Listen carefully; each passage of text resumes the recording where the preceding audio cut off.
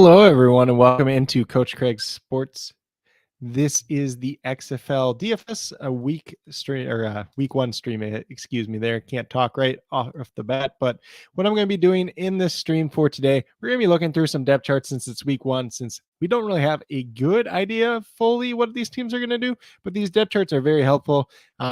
They were kind of all over the place and kind of where they were coming out. But I do have Jake Tribby from Fantasy Points Media Group over here, his tweet that he put together where it has like all 8 kind of listed together. So we're just going to go from there for a starting point. Then we're going to get over to DraftKings, look through some players, look through some prices, and kind of talk through the ones that I do like for this week, whether or not I would play them in cash, whether or not I play them in GPP, and then just kind of go from there as well. So let's see, we got a comment up here and already said, hey man, looking forward to this. Do appreciate everybody that is taking the time to tune in at this point in time. It's, a very interesting slate when you talk about week one, just because there is so much unknown. Especially the way I'm approaching it. I got 20 max lineup in at this point in time, playing a whole lot of quarterbacks, playing a whole lot of running backs, trying to cast a wide net so we can have as good of success, because we're trying to get one of those lineups that's in, the top, 1%. So you can really pay off in a big way, especially for week one. But without too much further ado, we're going to go into some of these depth charts. This is a little small, so if you can't read it on the screen, this is the depth chart for the Houston Roughnecks. Kind of the big news we were waiting for them was kind of who's going to be the quarterback for the Roughnecks this week. So it is going to be Brandon Silvers. He does have some familiarity with this offense, with the offensive coordinator, AJ Smith, from the spring league together, I believe, in 2021. So we probably shouldn't have guessed as much that he wasn't going to be the starter, but we do like the upside of Cole McDonald if he were to start at some point in time with his rushing ability and kind of his passing ability at that. A guy that ran a sub 4.6 40 at the combine a couple of years back. But at this point in time, Brandon Silvers is the starter. He's going to look pretty good. Did still throw out one lineup myself that has Cole McDonald in it, just in case something crazy happens. You never know with these spring games. Silvers could go out there, he could suck, he could roll his ankle right away, and then we get some upside there with a guy that's going to draw low ownership as well. But I expect Silvers to be pretty popular this week. In terms of the pass catchers, the ones that we do have listed as the starters are Javonte Kirkland, who's going to come in at a very cheap price tag, Travell Harris, who out of Washington State, who's about $6,600, and then Deontay Burnett, who is $7,900. And then they did list 2 running backs here, or a halfback in Nick Holley and a running back in Max Borghi. So Borghi's going to be the starting running back. Holly's kind of the halfback, probably just going to be like that second slot wide receiver. And he's a guy that is pretty familiar with this offense, as he was with Houston last time around as well, and comes in at a pretty cheap price tag. It looks like Cedric Bird's right behind him. And then we get Davion Davis, Ben Putnam, and Justin Smith kind of was the backup wide receivers as well at their respective positions. Then we also have, backup running backs, Dewan Lee and Bryson Aline behind Max Borghi, but I would expect Borghi to be the one that's the most interesting at their running back position. Probably going to be pretty chalky this week overall too. $4,500 for a running back that has a good tendency to kiss passes in the past when we're talking back to his days at Washington State. And then even Nick Holley, who comes in at running back at $3,000. Playing some wide receiver, would expect him to have, a little bit of an impact in this offense overall. Probably nothing too flashy, but, if he goes out there and gets 4 catches for 40 yards, I wouldn't be too surprised. And at his price tag, that's going to be pretty good overall. The last offensive skill position starter that we can talk about is Garrett Owens, the tight end. He played, like fullback, tight end, running back, whatever you want to call it, in college. So he has some experience catching the ball. He has some experience running the ball. Would not be surprised if he ends up being kind of like the goal line back, but kind of interesting situation there, just since he's the only tight end on the roster. Maybe they use some jumbo packages with some of their extra linemen. Just be real interesting to see what they do overall. But that's kind of what we have in terms of the team overall. I do like their defense. Once again, they are the cheapest defense on the slate, so I do not have a problem going to them this week. It looks like they're running a 3-4 for this defense overall, which is no surprise since Wade Phillips is their head coach. And we are going to move over, as this slowly loads, to the DC Defenders. So Jordan Ta'amu, we already kind of knew was the starter, or the expected starter. Adir King and Eric Dungy follow him up. Would you like to take some shots on those guys behind Ta'amu? You could do it this week. They're going to come in at super low ownership. It's kind of like that Cole McDonald factor. If you're playing like 150 max or 50 max, I'm not sure what the largest is, if there's 150 max out there this week. I assume there is for the XFL, obviously, but Haven't checked into that too much myself. I'm more of a 20 max player at that. The running back is still Abram Smith starting for Baylor, their number 1 overall pick. Raquel Armstead behind him. They do have Artavius Pierce too, but he's not even listed on the depth chart for whatever reason. Their starting wide receivers are coming in as Josh Hammond, Jaquez Lazard, Lucky Jackson as well. It sounds like, or at least going back to Jake Tribby, read through his article today, he kind of thinks Josh Hammond will be a slot wide receiver. I wouldn't be surprised if any of these guys kind of mix and match in the slot overall there. The backup wide receivers here we'll talk about as well. Chad Hansen is a guy that I did like a lot. I talked about him on my last stream, but he's dealing with an illness. He will not be playing this week, so cross him out as a potential paydown option. Puka Williams was dealing with a knee injury. Can play some running back, can play some wide receivers. He's $4,300. He's listed as a backup wide receiver on the depth chart. Could be a potential slot option as well. He is available to play this week, but just keep in mind he was dealing with that injury. And then Chris Blair and Josh Malone both coming in at $3K each. If you really want to take some shots there, you could do that. At tight end, they're going with the blocking tight end and Ethan Wolf as the starter. Burley Moore behind him, who would be kind of their more explosive option. He's $4,400. Probably not taking too many shots on him this week overall, just since he's not the actual technical starter for this team. Coming in on the defensive end, I know they talked about Fidel Brown is out this week. He's one of their defensive linemen, but otherwise they're pretty healthy on defense. Should be a decent defense overall, a defense that does have a little bit of experience as well. Although it could be interesting to see how they match up against Seattle this week, especially with Seattle playing 3 or 4 wide receivers most of the time. But as I'm getting into this, I'm going through the depth charts and everything like that. If anybody does have any specific questions related to XFL DFS, be sure to leave them in the comments in the chat if you're watching live, and we'll get to them as quickly as possible. Kind of just breaking down all these depth charts since a lot of this news recently came out within the last couple of days, even since the last stream that we did as well. So the next one that pops up is the San Antonio Brahmas, and their quarterback is Jack Cohn. I'm not sure exactly how long a leash he's going to have. I was kind of surprised it's not Reed Sinnett as the starter. I think he offers a little bit more upside. Maybe Jack Cohn's just a little bit safer, but not a guy that I'm getting a lot of myself. I played a couple lineups with Jack Cohn. I played one lineup with Reed Sinnett too, just in case he gets in there if Jack Cohn goes out and struggles. But I do like Sinnett long-term option, but I'm not sure if he's going to be the starter eventually or even come in at any point this week. But just kind of want to cast that wide net once again. In terms of their wide receivers that they are starting, they have Jalen Tolliver, who comes over from the Vipers. Obviously, he's very familiar with this offense. I expect him to be their top wide receiver. He's $7,400. I do like him even as a cash game play because I don't think he has a lot of target competition in this offense, even though it's probably going to be a more predominantly run-heavy offense, or at least a balanced offense, we would assume, based on the 2 running backs that they do have in Kalen Balazs and Jaquez Patrick, who both have some NFL experience, both. And then Jaquez Patrick obviously has XFL experience from last time around as well. The other wide receivers they got, Landon Akers, slot wide receiver, spent some time with the Rams. He's a little bit too pricey at this point in time.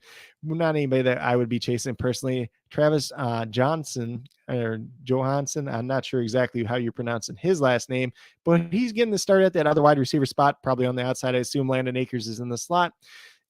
Was kind of a surprise to some people. He's $3,200, so you can take some swings there as a cheap paydown option. TJ Vasher, I think a lot of people thought was going to start ahead of him, but ended up not starting. I'm not the biggest TJ Vasher guy. When I watched the Texas Tech tape, he put up some good numbers like one year, but he's just not a guy. He's kind of a big guy, kind of clunky, doesn't do a lot of things very well. So I'm not surprised that he's not starting at this point in time, but he could come in and grab a touchdown too. So just don't rule that out at this point in time.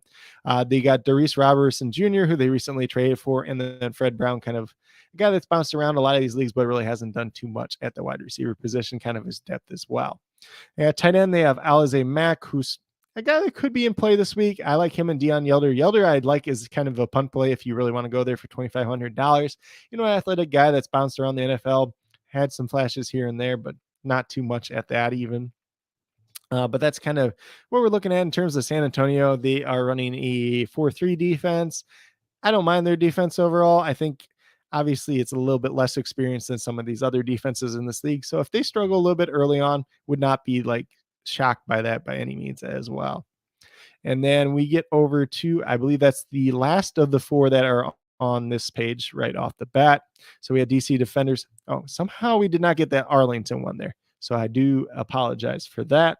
And for the Arlington, the interesting thing here was kind of the news at quarterback. So we assumed Kyle Sloter would be the quarterback. There was news the other day that in an article that it would be Drew Plitt out of Ball State instead. The depth chart comes out and it says Drew Plitt or Kyle Sloter. So kind of co-starters at this point in time. If you want to play either one in GPPs, you can do it, but just know there is risk coming with playing either one at that. That sounds like Plitt might get the start at this point in time. Not exactly sure, but just will be interesting to see how that all shakes out. And I think depending on which guy starts, you can kind of play a little bit different wide receivers as well. If Slaughter plays, I'm more inclined to play a little bit more Sal Cannella. And if it's Drew Plitt in the lineups I'm putting in him, I'm using some of these bigger wide receivers, whether it's like a Jordan Smallwood, a Tyler Vaughns, because he does have some tendencies to throw to a bigger wide receiver like he did at Ball State with Johannes Tyler. So it's something I look for. And then maybe like a slot wide receiver a little bit more with him as well. In terms of the wide receivers that will be starting for them, Jordan Smallwood will get the start at, I assume, is going to be the X position here, since he's that bigger body wide receiver. Behind him is going to be Tyler Vaughns. Rennell Hall is kind of the surprise wide receiver here. He's kind of that other outside wide receiver, I would assume. He was listed as a defensive back. He's not on DraftKings to play as a wide receiver. So this is kind of unfortunate. And then Lawan Winningham is behind him. We'll see how they kind of swap out that position. I expect those guys to kind of rotate as the day moves along. And then in that slot position, Brandon Arconato, he's going to be a decent little play here, kind of depending on who starts at quarterback. I wouldn't mind him with either quarterback, though, for being completely honest. And then behind him is Sean Monster, who kind of comes over from the CFL as well. Expensive, and he's just kind of buried on the depth chart. So really not anybody that we're chasing this week. But weirder things have happened at that. At tight end, we're mainly looking at Sal Cannell, Sean Byer, Nate Becker, Alex Alice are all behind him. Becker and Alice probably wouldn't have any interest in. Byer is a little bit too expensive as a backup tight end in the system overall. But Cannell, we can definitely get to this week overall. And then last but not least, at that running back position was kind of interesting. We get a co-starter here, and neither one of them are Adrian Killens, who was recently traded to the team. So he might be a little bit behind the eight ball in terms of learning offense. So first guy listed, Keith Ford or Davion Smith. Davion Smith obviously led the XFL in rushing the last time around, was with the Maulers before the whole Pizzagate thing. We're not going to get into that too much at this point in time. Keith Ford sounds like he'll get the start. He'll get, he's a guy that the coaching staff at least trusts because he was with the Battlehawks last time around. Offensive coordinators Jonathan Hayes and Chuck Long, both with the Battlehawks last time around, and played 1 year under Bob Stoops at Oklahoma as well. So he's a guy they're very familiar with, kind of the safe guy this week overall, but I think he's the one in terms of running backs that offers the least amount of upside for this team. And at $6,800, it's kind of hard to get there, but I do have him in like one or two lineups overall this week. Davion Smith, I have a little bit more of. Adrian Killens mixing some in as well, especially in this pass happy offense, if it's kind of like we assume it's going to be overall. In terms of defense, I think they have a pretty solid defense once again overall. Don't really have any concerns there. They're a little bit higher priced, especially when it comes to DFS, but we're going to get over there in a minute. So definitely have some interest in this Renegades team overall. We're going to close out of here since that was the first 4 depth charts. We're going to go down further on the page and get to the other ones. So the next one is the box. Probably the safest guy, honestly, over all this week, because we know he's going to pretty much be out there the whole time. But at the same time, he's probably the guy who offers the least amount of upside from a player perspective because he doesn't run. He's just kind of this, not a guy with a big body armor or anything else like that. So when you're talking about him, kind of balanced offense, everything else like that, upside might not be there, but kind of the safety is. So maybe he's a cash game play, but he's a little expensive for me for cash and doesn't really offer as much upside. But, he could still go out there and throw three touchdowns at the same time as well. And running back, the interesting part here, Brian Hill gets the start. That's not like a major surprise, but Mateo Durant being third on the depth chart is kind of shocking just since he was a high round draft pick for them. Kareem Walker being ahead of him. Personally, myself, I have some Hill, I have some Durant. Not really getting to too much Walker at this point in time, but if you really wanted to as kind of a pay down option, you could do that as well. And then we get to our wide receivers for St. Louis. They just have the X and the Z wide receivers here. So the traditional X and the bigger body guy and Marcel Aitman, that was no surprise. The Z they have listed as Darius Shepard at this point in time. If he doesn't move in the slot in 3 wide receiver sets, assume that it will be Austin Proel, Ricky Proel's son. That will be a good factor there. He obviously played pretty well in the XFL the last time around. Flat $3,000 value. Like him quite a bit as a pay down option. If Shepard moves into the slot, then it would be Butler on the outside in 3 wide receiver sets. So he could be a shot as well. George Campbell, Gary Jennings, they really have not even on Gary Jennings ain't even on the depth chart at this point in time. Steven Mitchell is listed there. He's dealing with an injury as well. Let me double check what that injury was since I did add it to my sheet as well. So he's dealing with a hamstring injury at this point in time. I kind of assume that he's questionable, but not really interested in him in this week overall since he is a little bit priced up as well. And then let's see where we're at. So we have the tight end left to talk about on this team. So Giovanni Haskins does get the start. He's the flat minimum $2,500. Do have some interest in him as an athletic tight end overall. Jordan Thomas behind him is another super athletic tight end at $5,200, but maybe just a little bit too expensive at this point in time. So if Haskins does get that start at $2,500, do like paying down for him overall. And this is another team. I really like their offensive line overall. I think it's going to be a good unit. So I expect them to run the ball pretty well. And Brian Hill, Mateo Durant, going to be a big part of that overall, I would assume. And then their defense is pretty solid once again. So I do not mind going to them, although they are a little bit heavier priced as well. Then we get over to, I believe, let me see who this is again. I believe this is the Seattle Sea Dragons. They have a little bit more basic formatting. Looking at theirs, it kind of looks like somebody just drew it up in a spreadsheet. But we already knew Ben DiNucci was going to be the starting quarterback. He might be like the other safest quarterback. It sounds like he's probably going to get most of the snaps unless he goes out there and bombs and they throw Steven Montez in. But I really don't think Steven Montez is that good either way. But that's a whole nother story for a different day. Run and shoot offense. He's going to get plenty of opportunities. Probably going to be the favorite cash game quarterback this week overall. Probably going to be pretty popular in GPPs as well. At running back, it looks like Brendan Knox is going to get the start. They did list TJ Hammond as a wide receiver on the depth chart instead of a running back. So that's kind of interesting as we talk about it. Morgan Ellison is the backup running back. I have some interest in Knox. I still have some interest in TJ Hammonds, even if he is listed as a wide receiver at this point in time.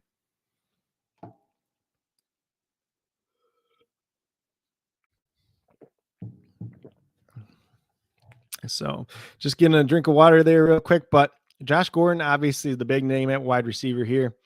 So he's going to be pretty popular, I assume. He's $9,000.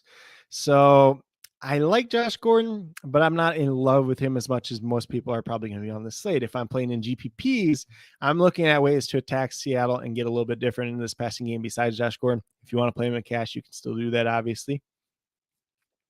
Ja'Cory Pearson is going to be another guy that I like. Here, he's that $6,000 price range. Blake Jackson's $3,800. If you want to take that shot, don't have a problem with that. Jawan Green's my favorite out of the group, kind of a speedster out of Albany. Do you think he could translate pretty well in this offense overall? Hammond's going to be pretty popular overall. Hammond's, I assume, is going to play a lot of slot, kind of that running back lining up in the slot, kind of that dual threat type of guy there. And then let me double check because I know two of these wide receivers that were the backups are dealing with injuries for the Seattle Sea Dragons. So Jordan Vesey is questionable due to illness. He's the flat minimum. And then Jalen Reed probably due to a hamstring injury, but could be a little bit limited just because, obviously he's coming off an injury. So it's Damon Willis and Kelvin Knight that are the two that aren't currently injured or have been dealing with injuries. So if you want to take a shot, probably take a shot on one of those two guys instead. Even though I do like VC, I think he could be impactful on this offense down the road. I like Red a little bit as well. So it's kind of where we're at. Charlie Tempo, I can't even pronounce his name, but probably more of a fullback than a tight end, so not really too worried about him. In terms of their defense, I like their defense overall. I think there is some decent upside there. They're obviously going to be pretty well coached as well.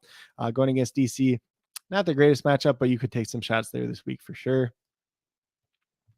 And then let's see, we're going to get over to the Vipers. So this is the Las Vegas team. Obviously, when we first talked about this, the biggest news was Luis Perez starting over Brett Hundley week 1. Luis Perez, $7,700. Pretty safe quarterback. He's kind of like that AJ McCarron, but he's almost $3,000 cheaper. So that gives you a little bit more upside with him, gives you a little bit more flexibility if you want to do that.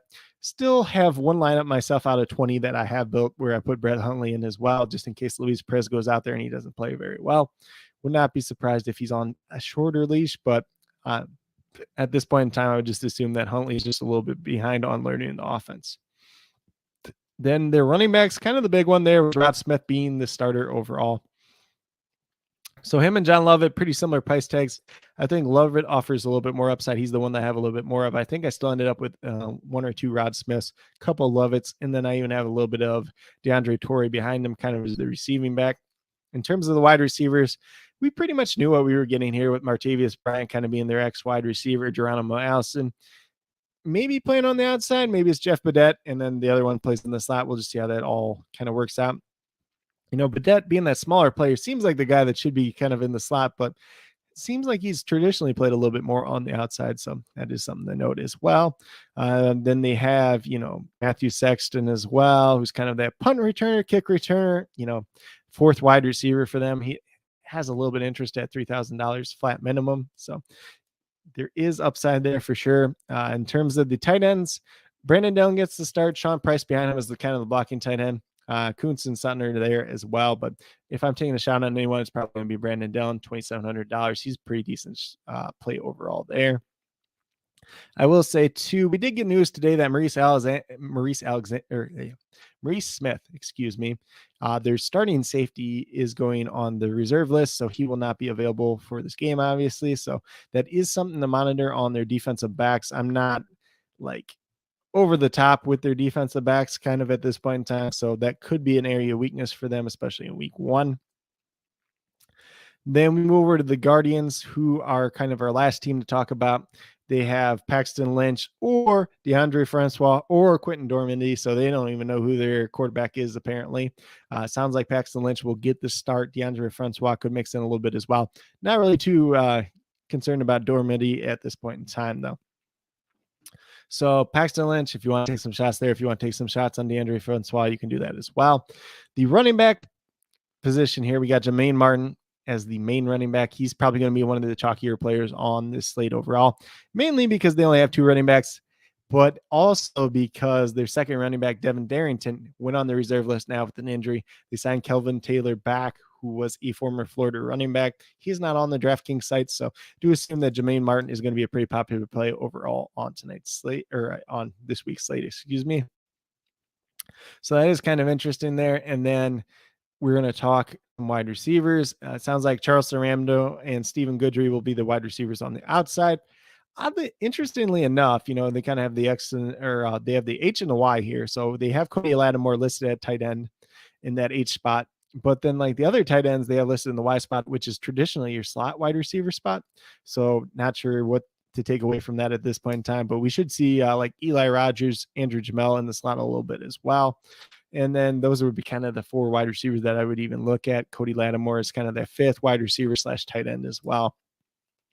But for me personally, I like Lattimore. I like Stephen Goodry. Jamel, I like a little bit if you're building some lineups with DeAndre Francois, just having that fan-controlled football league kind of connection there if you want to go that way.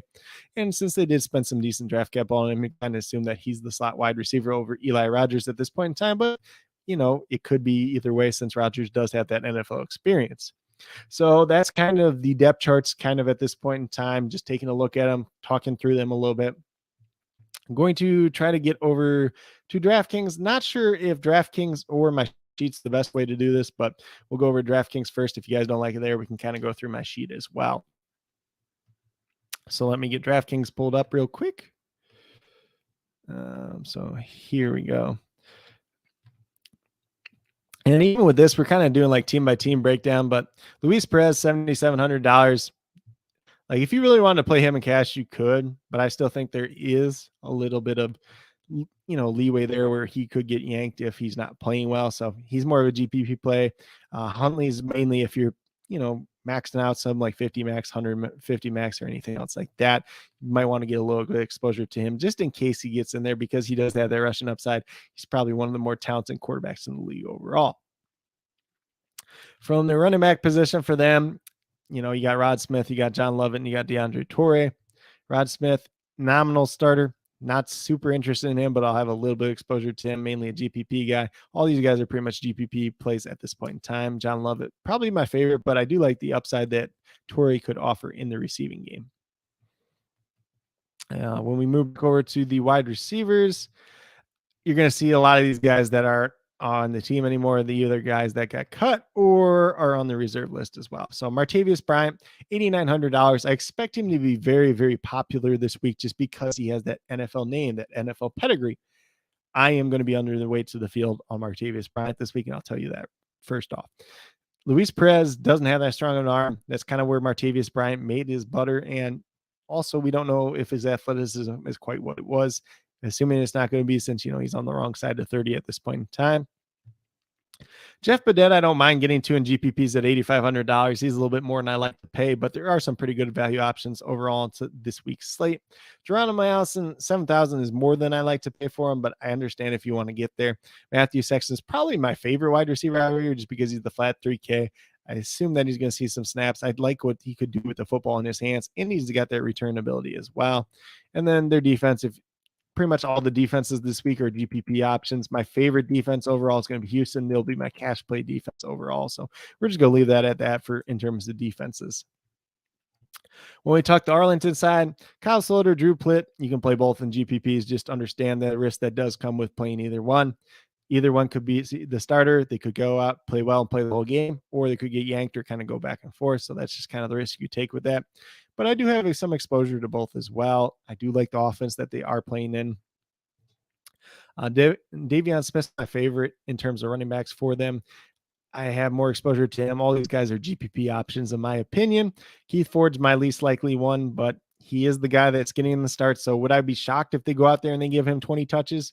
I wouldn't be shocked, but it's just kind of more of kind of playing safe since this coaching staff does know and trust him. Killens is hard to know how involved he'll be week one, but he is that pass catching back. He does have that explosiveness, that elusiveness that you would desire kind of from a running back, especially, in DFS purposes. Monster is the guy I'm avoiding this week at $9,100 since he's a backup. Probably won't see that much run. Winningham, $6,300 coming in as a backup. Probably not a guy I'm going to get a lot of exposure to. I'm mainly getting exposure to Jordan Smallwood, Sal Cannella, Arcando, Tyler Vaughns. Those are mainly the guys that I'm getting exposure to on this team. So those four guys would be my pass catching options that I'm chasing the most. From Arlington, we're going to go back to quarterback. We're going to move over to Orlando. Once again, Paxton Lynch, DeAndre Francois, you can play them in GPPs. If you think Paxton Lynch is going to play the whole game and play okay, then he could actually work out for you, but they're just GPP options at this point in time for me. DeAndre Francois might offer a little bit more with his legs, but a little bit less with his arm. Based on who you're playing at quarterback, I play different guys. Jermaine Martin is a cash game play. Not too much to say there. $7,100 for a guy that should be the bell cow for his team, especially since there's only two running backs and the other running back just got re-signed to the team. Charleston Rambo, GPP option at $8,700. Not my favorite guy personally. I know a lot of people really like him. He went high in the draft, but I'm not in love with him. I'd rather play Stephen Goodry. I would rather get a little bit less ownership in that. I think Goodry is the guy that offers at least a higher ceiling at this point in time. Andrew Jamel, like I said, if I'm playing DeAndre Francois, I'll play some Jamel with him. Eli Rogers, you can also play as well as kind of that backup slot. And then Cody Lattimore, flat, or not even flat, but he's the flat minimum for wide receiver at 3,000, even though he's a tight end. Would have some interest there as well. If you really want to throw in like a Ryan Becker at a GPP option, you could do that as well. Then we'll move over to Houston. We're getting back to quarterbacks. Brandon Silver is probably going to be pretty popular now that he's been named the starter. He's only $8,200. Pass-friendly offense. They're going to be throwing the ball around a lot. Has a lot of upside, although he doesn't do too much with his legs. If you really want to throw a Paul McDonald lineup in there, hope he gets in and Brandon Silvers doesn't play well for whatever reason, you can do that, especially if you're playing and, doing some mass entering overall. At running back, mainly looking at Max Borghi here at $4,500. He's going to be that starting running back. He's got that pass catching upside. He's going to be a cash game option as well. Mainly the other guys you're looking at in GPPs, but I do like Nick Holley as a pay down option for $3,000. A guy that's familiar with the offense. Maybe he gets a couple carries, maybe he gets a couple catches, could offer a good value in terms of a points per dollar play overall. If he gets in the end zone with the touchdown, he's going to look even better.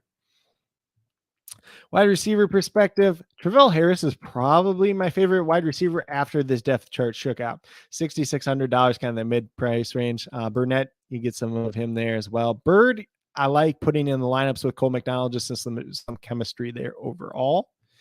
And then Garrett Owens, I've mixed it in a little bit. Kirkland's kind of a GPP pay down option if you want to go there. Davion Davis could be the same way as well.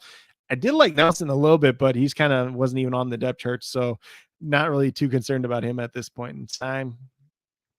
That's kind of what we got in terms of Houston. Go over to St. Louis, talk about quarterback AJ McCarron. Like, you could play McCarron and cash if you really want to, just because he's the safest guy, but I don't like the opportunities in this offense. So mainly for cash at quarterback, I'm playing a lot of Ben DiNucci. I'll play some Jordan Teamu and maybe like even a Luis Perez probably over AJ McCarron. Brandon Silvers too as well. So these would be the guys that I probably play ahead of him. But in GPPs, I'll still have some exposure. In terms of running back, like, you could play Brian Hill in cash if you really want to this week. He's $5,800. If he's that starter, if he gets the majority of the workload, he's going to look pretty good. But I kind of have him and Mateo Durant kind of split it at this point in time. So I do have exposure to both in the GPP lineups that I've entered so far. Marcel Aitman, he's $9,200. I expect him to be really popular. He's kind of that Charleston Rambo effect for me. But he's that a couple extra $100. I'm really not paying up to the tippy top at wide receiver. That's just something personally I'm not doing too much. Marcel Aitman, I got some exposure to him, but I'm not over the field like a lot of people are. Gary Campbell, Stephen Mitchell Jr., and Gary Jennings are guys I'm not getting a bunch of. You can get to Darius Shepard at $4,500 as a starter. You can get to Austin Proel at $3,000 as kind of that slot wide receiver. You can take some shots on Hakeem Butler.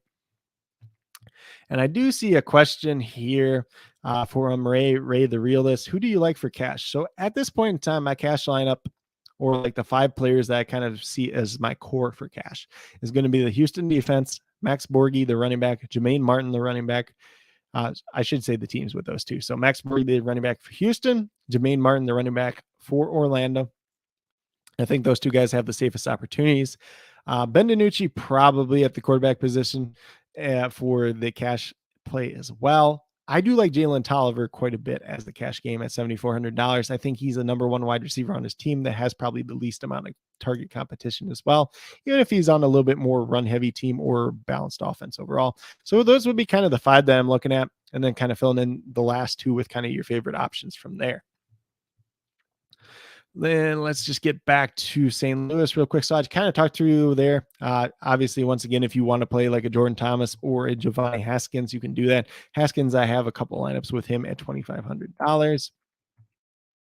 Since we just started talking about San Antonio, they're up here too. I have, like one lineup with Jack Cohen. I have one lineup with Reed Sinnett. They're both GPP plays for me personally. So that's just kind of how it is. Cohen's named the starter, but I don't trust him to be the starter long term. So whether that's just this game, just the couple games, we'll have to see. In terms of running back, I did see we have another comment up in here too. I don't know how this is going to go. Yeah, XFL, especially week 1 when we don't know a lot of the information ahead of time. It's a lot easier when we have NFL and we have year-on-year track records on a lot of these guys and players and kind of how they fit in their systems and everything. When we have more unknowns, it's a little bit harder to do, but casting that wide net, hoping to hit kind of big overall, especially week 1. But, at the same time, just remember, play with the money that you can afford to lose, first of all, and then, kind of have some fun with this, kind of play some guys maybe you've seen in the past, their names, and just kind of try to take some good plays and some advantage overall there. But once again, I have my XFL DFS sheet that will be in the comments, kind of give a little bit of direction, some news, some notes and stuff like that as well.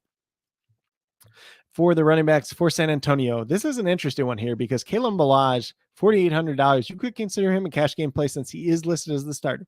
However, Jaquez Patrick was their first round pick, and he's named a team captain. So I expect this to be a pretty split backfield overall. So would not be surprised, if they run the ball 30 times, if each guy gets 15 touches.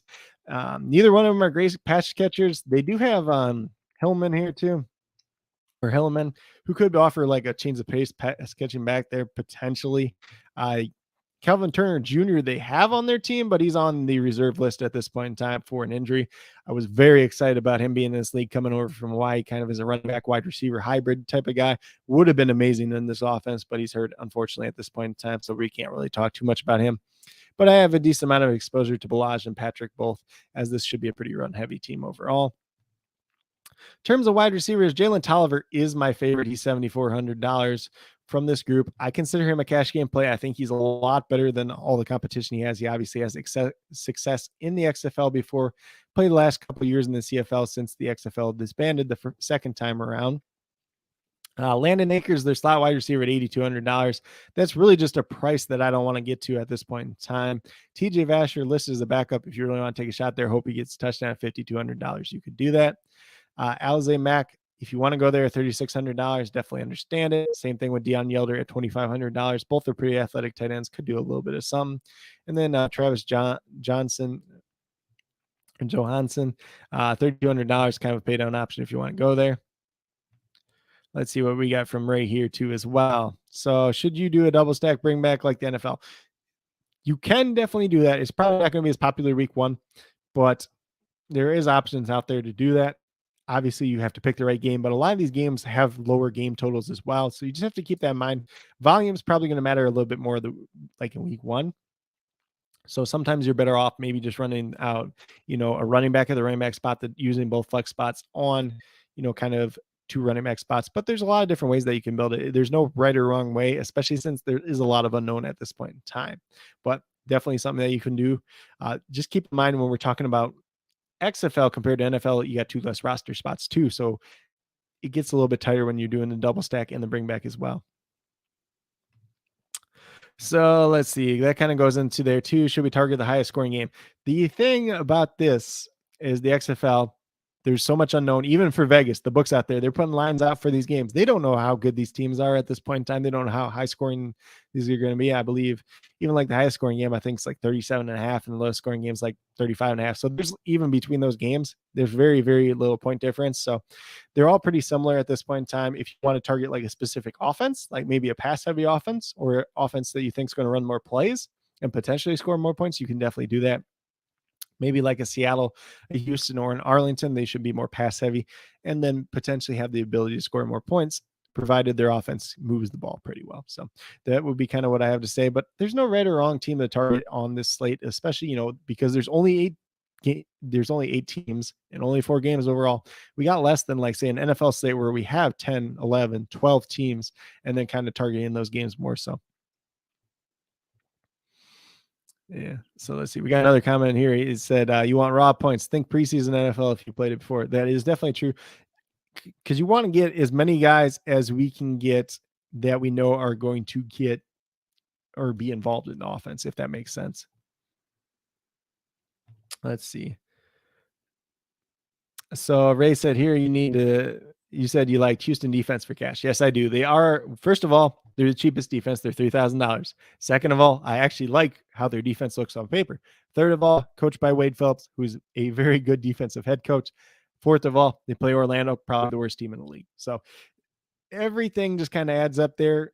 So I think for cash, they're a great defense. If you want to run them out in GPPs, I'd have no problems with that whatsoever. And honestly, these defenses, we don't know what they're going to look like at this point in time. Are the defenses going to be ahead of the offenses? Are the offenses going to be ahead of the defenses? That's going to be something that we do find out this weekend overall. And then I did skip that comment there too. No reason to stack at this point in time. So I don't think you have to like double stack, run back, and everything else like that. But if you want to bring like a wide receiver along with a quarterback, you can do that. There's no reason not to do it, but just try to get the best players that you can in your lineup. There's not much salary constrictions at this point in time, especially for like week one, where the pricing is kind of all over the place. So, like we got guys that are like $9,000 that aren't even starting and whatnot too. So just something to keep in there. So we were pretty much through San Antonio before we got a couple of those comments and everything else like that. Moving over to the last game, we got Seattle Dragons. We got Ben DiNucci starting at quarterback, $9,800. Probably going to be the favorite cash game quarterback of most people this week. I'll play him a decent amount of cash overall too. Might have some of him, Tiamu, probably Silvers, maybe mixing a Luis Perez here and there, but that's a little bit more risky than I like to play.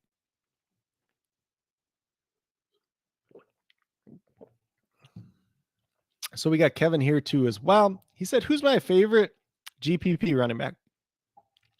It's a little trick question, honestly, because I think the upside at running back, there's a couple different guys that could offer some pretty good upside. You got a TJ Hammonds who's $7,500 listed as wide receiver now instead of a running back. there is some risk there, but in GPPs, the payoff could be very large as well. So he's one of them.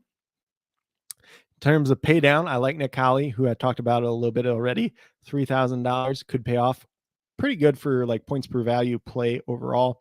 And then like a Mateo Durant, who's third on the depth chart, has a lot of talent. If he gets in there and starts rolling and they keep him in the game, could be one as well. Jaquiz Patrick at $7,800 now. He could be very interesting too, because he's not the starter on the depth chart, even though him and Kalen Balaj probably end up splitting carry. So a lot of that's just going to come down to ownership, when we kind of have a projected ownership and everything else like that too as well. The site I use, I'm not sure if they have a projected ownership up yet or not. It may not be till tonight or early tomorrow. Not sure exactly, especially since week one. XFL is still pretty new at this point in time as well. So we were talking about Seattle still. Ben DiNucci, play him in GPPs, play him in cash. He's probably going to be one of the more popular quarterbacks this week overall. You got that run and shoot offense led by June Jones. And since we were kind of talking about it, TJ Hammond's running back, $7,500. You're playing him in GPP. I like Brendan Knox some, but he is that power back, the early down back. He's probably not going to do too much in terms of catching the football out of the backfield. Morgan Nelson's just kind of there, not really too interested in him at this point until he proves us otherwise. The wide receivers, Josh Gordon's going to be pretty popular. If you want to play him in cash, you can. That's probably where I would play him more often than not if I'm playing Josh Gordon this week. Obviously, him and Ben DiNucci probably going to be two of the more popular players. So in cash, playing him makes sense with kind of the other, 4 or 5 guys I gave you guys already. But in GPPs, I'm not particularly going after Josh Gordon myself. Let's see. Juwan Green is the guy that I like the most out of the Seattle team, $7,100. That kind of speedster out of Albany. I think if he gets the ball, he can kind of do a lot with it. Ja'Cory Pearson in the slot, Blake Jackson potentially in the slot with TJ Hammonds. Those guys are pretty interesting as well. I do like Jordan VC long-term, and maybe Damian Willis long-term, but VC's dealing with an illness right now. Jalen Reed's coming off an injury. But if you want to take a shot on Willis at 3,000, it's kind of one of these backup wide receivers that's probably not drawing a lot of ownership in GPPs. You could do that as well. Let's see what we said about Ray here. Do you like Garrett Owens? And then, okay. So Garrett Owens, I think he's a reasonable play. Obviously, it's going to be a pass-heavy offense. He's a guy that did run the ball a little bit in college too as well. So maybe he ends up being their goal line back, even though he's their only tight end, as I kind of mentioned, if he has.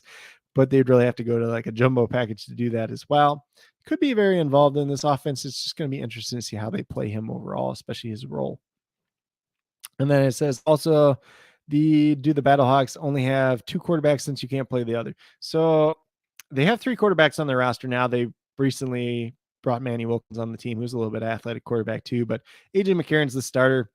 He probably would have to do a lot wrong to not be starting or get yanked from the game unless he gets hurt. Nick Tiano is behind him, who's kind of bounced around before. I believe he went to Chattanooga, has a little bit of athleticism to him, but it's pretty much AJ McCarron's job unless he gets hurt at this point in time. Let's see. Last team we have is the DC Defenders, which is probably one of the teams that I talked probably the least about so far, honestly. Jordan Ta'amu, he is the starter. He's $9,600. If you want to play him in cash, makes a lot of sense. I like him in this offense, even though it's going to be a pretty run-heavy offense. That's kind of the one detriment to him in this league overall. But he's a guy that can do some things on the ground with his legs as well. So you'll see all 3 of these quarterbacks here are very athletic. Jordan Ta'amu, Derek King, who actually had to play wide receiver in college for a year because Greg Ward was still the quarterback at Houston before King ultimately ended up taking over for him. So I wouldn't even be surprised if they line up Derek King at wide receiver every once in a while. And then Eric Genji behind him as well is pretty athletic as well. I do like Ta'amu, GPP cash. You can play him pretty much anywhere you want. A little bit of limited upside. I don't mind that Seattle defense as well. So might be a tougher matchup for him.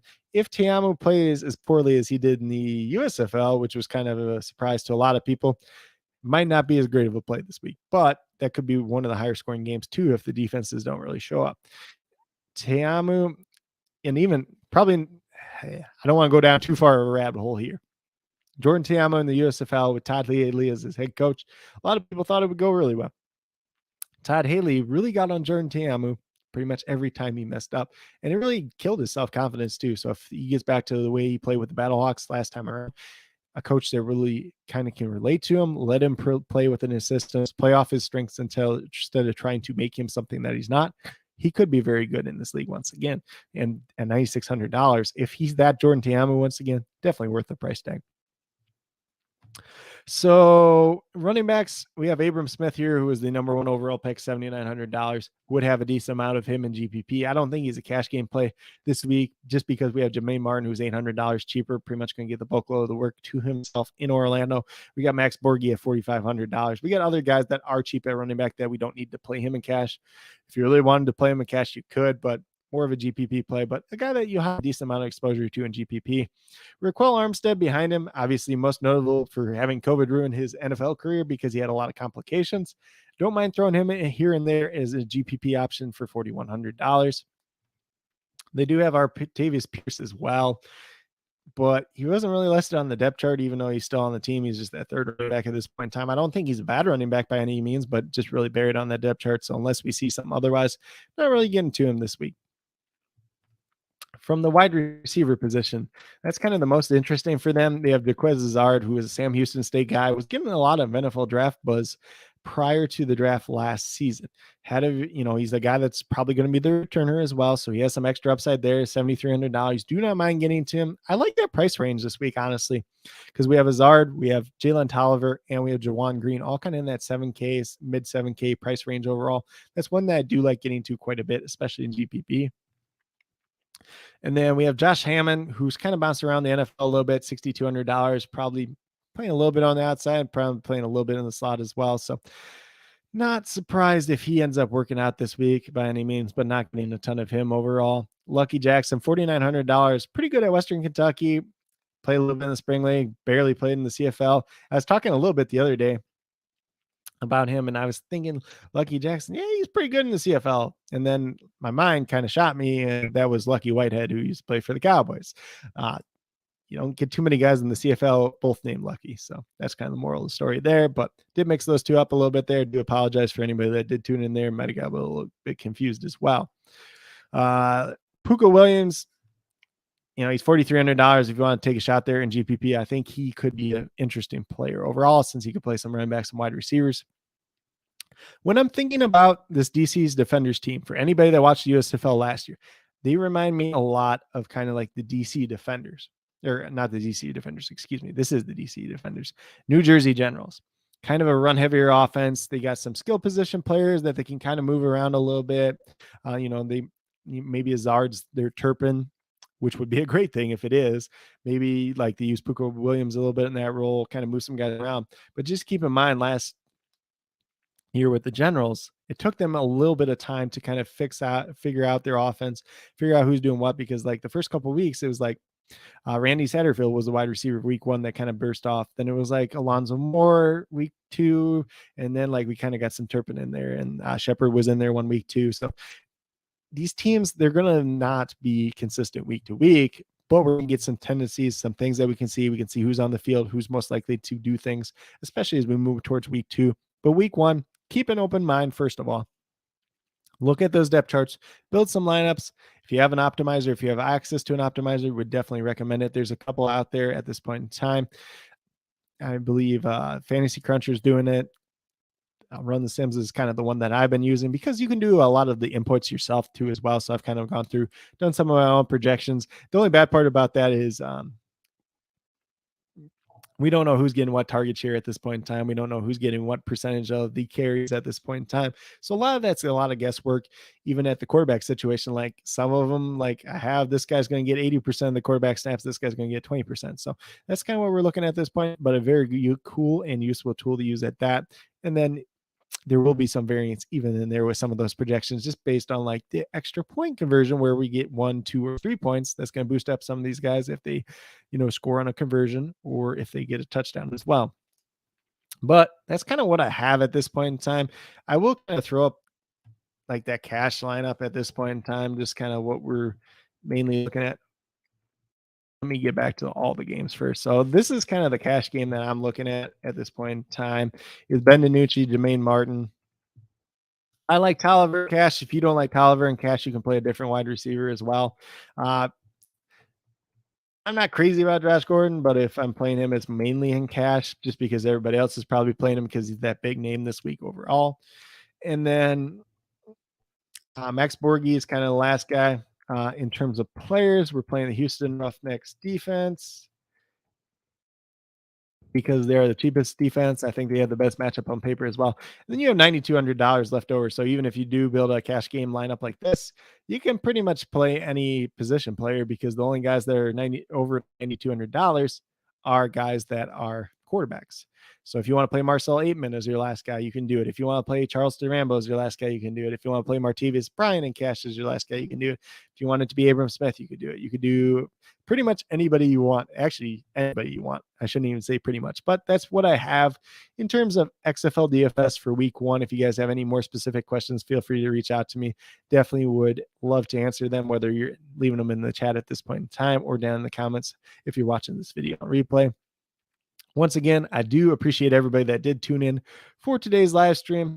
Do appreciate everybody that did leave a comment. Hope you guys all have very good and a lucky week 1 for XFL DFS, especially trying to cast these wide nets and kind of hit big overall. But that's what I have for today. If you guys are brand new to my channel, haven't already done so, please consider subscribing. Definitely would appreciate it. Obviously, it means a lot. First of all, it builds the community that we're trying to build here at Coach Craig Sports, mainly focused on DFS. A lot of what I've been doing lately is NBA DFS, doing some of this XFL DFS as well. Obviously, did some USFL DFS last year. So once we get back around to that, we'll be doing some of that. Do some prize picks. Mainly those go up on Twitter. I know XFL just went up for prize picks, some of their props, especially in the ambiguity of week 1. Probably not going to be betting on that quite as much, but we'll be looking at some of those lines.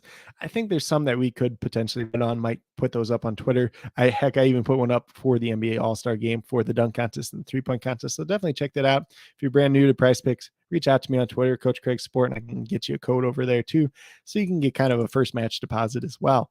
But with that being said, that's really all that I do have at this point in time. Do appreciate everybody that did tune in for a little bit. I know Ray Simmons in here, drop a like. Debuza is good stuff, Craig. So once again, trying to do a lot of this, especially for XFL. Maybe like Monday or Tuesday, I'll probably do another live stream, kind of react to week 1, what happened. Hopefully, I believe pricing will probably go up on Monday, kind of like it does for XFL. Take a first look at it, and then come back around on Friday, do another episode, another stream just like this once again. But like I said, that's all I have for today's video. Do appreciate everybody that did take the time out of their day to tune in. Definitely means a lot to me. And I hope that each and every one of you does have a great rest of your day.